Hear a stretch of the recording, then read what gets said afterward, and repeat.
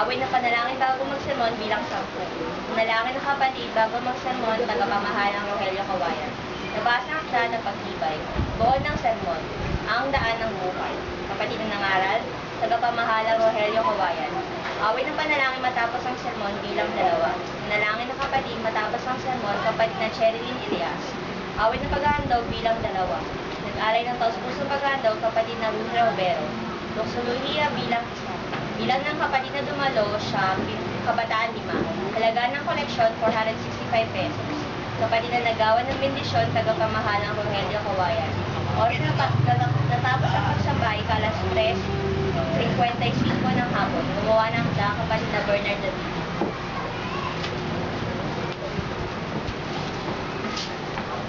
Ano po natin natin sa kumain po natin na walang pagkain.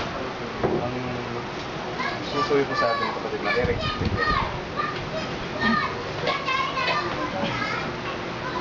Sa pangalan po ng ating Panginoon Diyos at ng ating Panginoong Yesus, bumabati po ako sa inyo ng isang magandang hapon mga kapatid. Sana po kayo.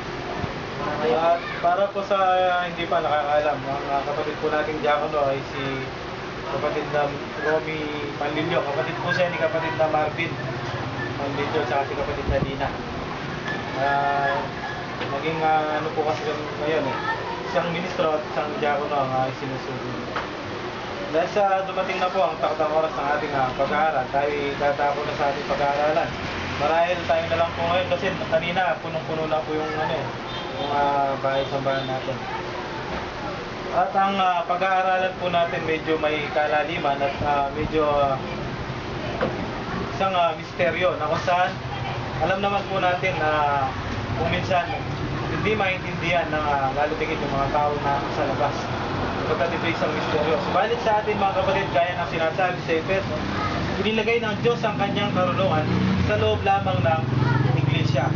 Kung kaya gaano man kahirap o gaano man kalalim ang ating pag-aaralan, sa tulong ng ating Panginoon Diyos, ito'y ating makukuha kung ano ang mensahe na gustong ipaalam sa atin. Gaya lang po dito ng kanyang title. Ganito po ang kanyang pamagat. Ang kalagayan ng Kristong bato at ang batong walang kagaya.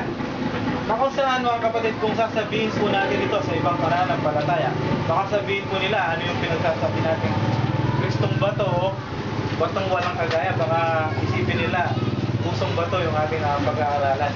Di po ba? Pero dito sa atin mga kapatid, bagamat ito'y may kalaliman, ito'y naaalaman natin kung ano itong sinasabing Kristong bato at batong walang kagaya. Ngayon, alamin po natin kung ano ang kalagayan nitong Kristong bato na tinutukoy ng ating pinag-aaralan, na kung saan mula pa sa mga sulat ng mga propeta, ito'y nasusulat na ayon po dito sa aklat ng Isaiah.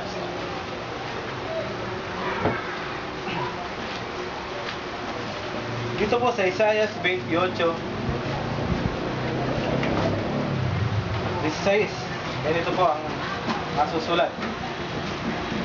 Kaya't ganito ang sabi ng Panginoong Diyos, narito ang aking inilagay sa Sion na pinakapatitibayan, ang isang batong subok o isang mahalagang batong panulok na may matibay na pagtitibayan. Ang naniniwala ay hindi magmamadali. Na kung saan dito mga kapatid, ayon po dito sa katanungan, anong kalagayan nitong Kristong bato? Na kung saan ito isang batong mahalaga o ito'y inilagay na batong panulok sa bahay. Na kung saan ito'y napakahalagang bato. Maraming nagsasabi mga kapatid dito sa lalo tigit sa mga nangasa labas na kung saan sa Kristong bato na ating pinag-aaralan, maraming nagsasabi sila rin naman ay naniniwala o sumasampalataya dito. Subalit, ano po ang nakikita na kanilang ginawa mula pa nung una dito sa ating pinag-aaralan na Kristong bato na ito'y isang napakahalagang bato at nilalagay na pagtitibayan sa bahay o batong panulok ng bahay. Ano po ang kanilang ginagawa? Bagamat sinasabi nilang pinaniniwalaan nila itong tinutukoy ng ating pinag-aaralan na Kristong bato. Ayon po dito sa Gawa 4:11, ganito po ang ating mababasa. 4:11 ng Gawa, ganito po ang sabi. Siya ang bato na itinakwil ninyong mga nagtatayo ng bahay na naging pangulo sa panulok. Ano pong ginawa nila? Bagamat nagtayo sila ng bahay na sinasabi nila, itong ating Panginoong Jesucristo ang kanilang pangulo, pero ano pong ginawa nila? Itinakwil nila itong batong pinagtitibayan.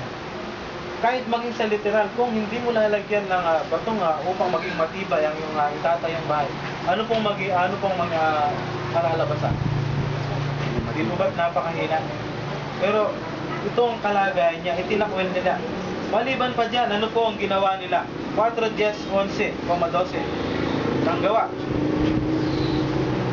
Talastasin ninyong lahat at ng buong bayan ng Israel na sa pangalan ni Jesucristo na taga Nazaret na inyong ipinako sa krus, na binuhay ng Diyos na maguli sa mga patay.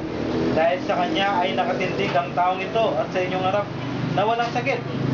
At sa kanino mang iba ay walang kaligtasan, sapagkat walang ibang pangalan sa silong ng langit na ibinigay sa mga tao na sukat natin ikaniligtas. Tignan po ninyo mga kapatid. Ano po ang ginawa nila? Bagamat sinasabi nila, tinatanggap nila ang ating Panginoong Jesucristo. Pero maginong una pa, ano pong ginawa nila sa Kanya? Una, itinakwil. At higit sa lahat, ipinako sa krus at pinatay na binuhay magmumuli ng Diyos sa mga patay. Ngayon sa ating kapanahunan, gaya nga na sinasabi doon sa aklat ng Hebreo, na kung saan marami ang nagsasabing tinatanggap nila ang ating Panginoong Jesucristo. Pero sa pamamagitan ng kanilang mga gawa, muli ninyong ipinapako at pinapatay ang ating Panginoong Jesucristo. Hindi man po natin isa-isahin ang kanilang gawain, lalo tigit sa ating kapanahunan. Buksan mo yung telebisyon o makinig ka man ng radyo, anong pangyayari na nangyayari na hindi kakaya-aya sa pagiging ng ating pangyayari. At dyan na yan, yung patayan o iba-iba pang karahasan na ginagawa ng tao. Pero, yung mga gumagawa ng mga yan, na nagsasabi din sila, na naniniwala sila sa ating Panginoong Jesucristo. Ngayon, pagkatapos po nating nakita ang kalagayan nitong Kristong bato ng ating Panginoong Jesucristo, ano naman ang kalagayan ng batong walang kagaya o iisang Diyos na Ama ng lahat? Ayon po dito sa Deuteronomio 32:4-18. Tingnan po natin kung ano ang kalagayan ng iisa pang bato. Dahil dalawang bato itong pinag-aaralan natin. Una, ang ating Panginoong Jesucristo. At ito naman ang batong walang kagaya. Ano po itong kalagayan niya? 32:4-18, ganito po ang sabi.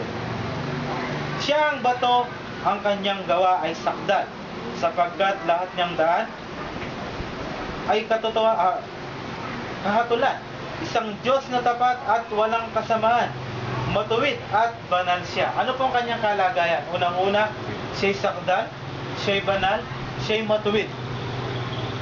Gaya nga ng ating pinag-aaralan, wala siyang kagaya. Ano pa? 18. Sa batong nanganak sa iyo ay nagwalang bahala ka at inyong kinalimutan ng Diyos na lumalang sa iyo. Anong kalagayan nitong batong ito? Batong nanganak. Na kung saan sinabi niya, sa batong nanganak sa iyo, inyong kinalimutan. Kung paano mga kapatid, nakikitaan natin ang mga bagay na yan. Itong nanganak sa atin, na minsan nakakalimutan ng tao.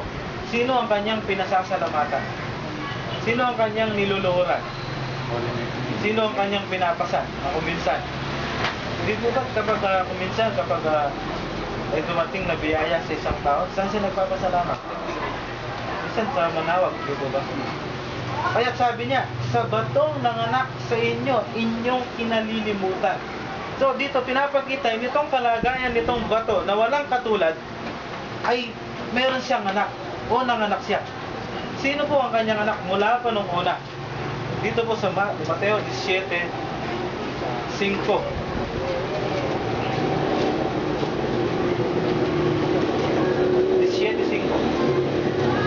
Samantalang nagsasalita pa siya, narito ang isang maligning na alapaap ay lumilim sa kanila, at narito ang isang tinig na mula sa alapaap na nagsasabi, ito ang sinisinta kong anak na siya kung kinalulugdan, siya ang inyong pakinggan. Sino unang-una? Ang kalagayan nitong batong walang kagaya, meron siyang anak. Sino ang kanyang anak? Na kung saan nakita o isang alapahap na maningning na lumabas ang isang tinik. Ika, narito ang aking anak. Sinisinta kong anak at siya ang inyong pakinggan. So, pinapakita dito mga kapatid, itong bato na walang kagaya, meron siyang anak. Na walang dito, diba, ang ating Panginoong Jesucristo. Ano pa ang katunayan? Ayon po dito sa Hebreo 1:5.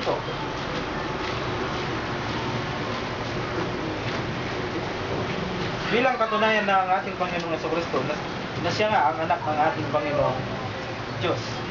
Sapagkat kanino nga sa mga anghel sinabi niya kailanman, ikaw ang aking anak, ikaw ang aking pinanganak ngayon.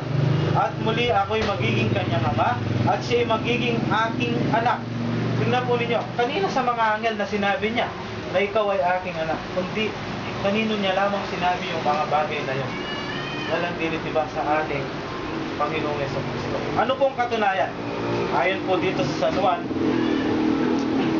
isa pang katunayan. Dito po sa San Juan 20:31. Ngunit ang mga ito'y nangasulat upang kayo'y magsasampalataya na si Jesus ay ang Kristo, ang anak ng Diyos. Na kung saan napakaraming pananampalataya, itong Kristong bato, na kung saan pinakita ang kanyang kalagayan, at itong batong walang kagaya, ano pong kanilang paniniwala? Pinagiging isa o pinag-iisa. Siya rin, sabi nila. Yung sinasabi nila, ito'y siya rin. Na iisa lamang ang Diyos at iisa ang ating Panginoong Jesucristo. Kaya nga mga kapatid, bilang nakita na natin ang kanilang pagkakaiba at ang kanilang kalagayan, may kanya-kanya silang kalagayan. May kanya-kanya silang ginagampanan. Kaya nga, wala siyang kagaya. Ngayon, paano po natin matitiyak na ang batong ipinanganak ng Ama na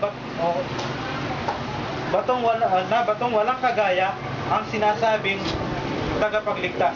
Ayon po dito sa Isaiah 46:9.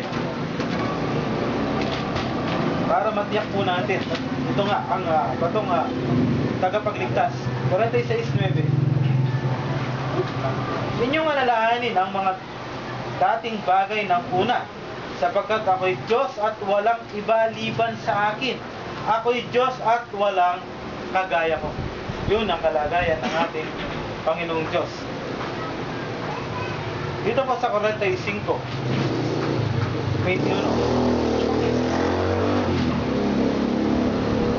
Kayo'y mga papahayag at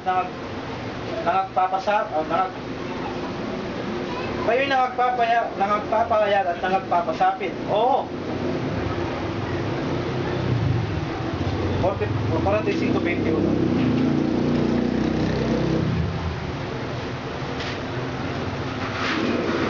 Ako sa mga kapatid, pinapakita na itong ating Panginoong Jesucristo, itong ating Panginoong Diyos, siya ang nagliligtas. Pero sa paraan tayo dililigtas sa pamamagitan ng ating Panginoong Jesucristo. Na kung minsan, sa pananampalataya ng iba, na tanging ang Panginoong Jesucristo lamang ang nakakapagligtas. Kaya nga sinasabi nila, sumampalataya ka lang sa ating Panginoong Jesucristo, ligtas ka na. Hindi po ba may pananampalatayang ganyan? Pero ayon po dito sa ating pinag-aaralan, ang Diyos ang nagliligtas, pero sa pamamagitan lang ng ating Panginoong Jesucristo. Wala ngang iniwan sa isang nakasakay sa bangka na may nalulunod. Iyagis mo ngayon yung salbabida. Sinong nagligtas? Yung bang salbabida o yung naghagis ng salbabida? Ang nagligtas yung naghagis sa salbabida. Pero naligtas siya sa pamamagitan ng salbabida. Walang iniwan dyan. Ang Diyos